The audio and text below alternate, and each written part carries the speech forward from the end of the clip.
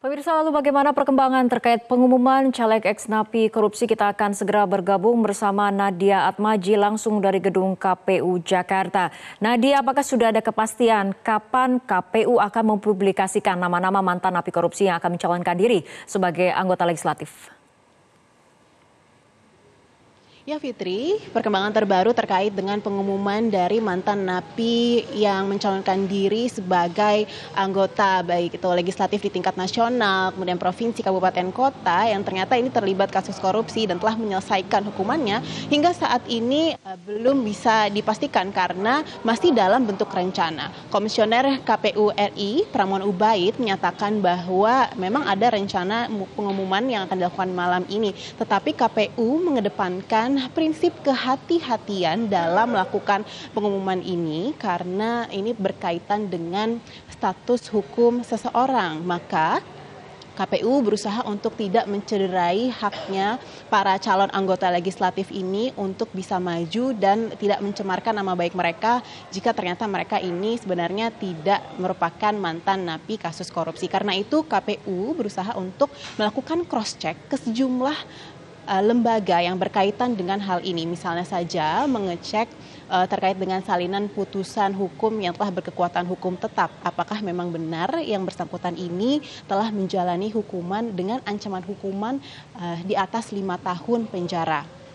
Kemudian KPU juga memastikan terkait dengan dasar hukum pengumuman ini. KPU berusaha untuk berhati-hati karena sebenarnya berdasarkan pasal 240 huruf G Undang-Undang Pemilu bahwa mereka yang terkena ancaman hukuman penjara lebih dari 5 tahun ini harus mengumumkan pada publik. Namun metode seperti apa yang kemudian digunakan ini belum diatur secara rinci.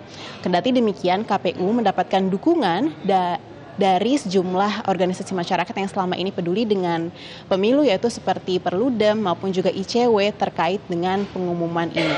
Kemudian kedua, terkait dengan metode apa yang nantinya akan digunakan oleh KPU, ini juga belum bisa dipastikan, tetapi bentuknya sejauh ini yang menjadi perbincangan adalah bentuk berupa konferensi pers, yaitu mengumumkan siapa saja mantan napi korupsi yang menjadi calon anggota legislatif.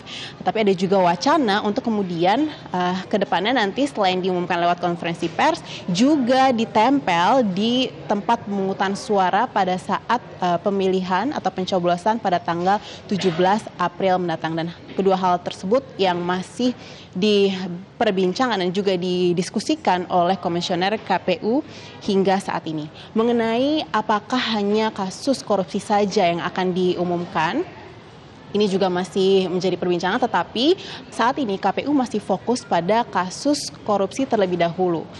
Sehingga nantinya jika telah dilakukan maka akan dipertimbangkan untuk mengumumkan kasus-kasus lainnya yang pasti ini ancaman hukumannya adalah di atas 5 tahun penjara seperti yang tadi diatur dalam Undang-Undang Pemilu. Kita dengarkan pernyataan selengkapnya dari Komisioner KPU Pramono Ubaid.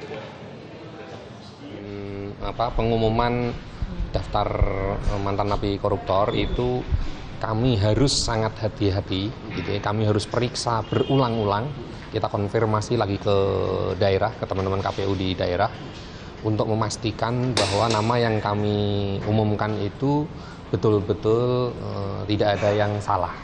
Gitu ya. Ternyata misalnya ada dari sekian puluh ternyata ada satu ternyata yang misalnya bukan napi koruptor, misalnya napi yang lain misalnya, kan nanti jadi bermasalah begitu. Dan Fitri.